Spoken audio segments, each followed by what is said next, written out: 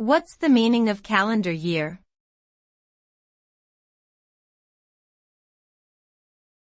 Calendar year.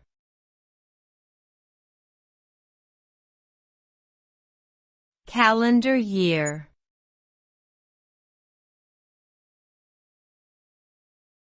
Calendar year.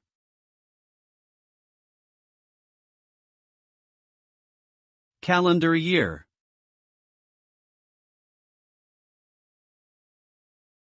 Calendar year refers to the period of time that starts from January 1st and ends on December 31st of the same year.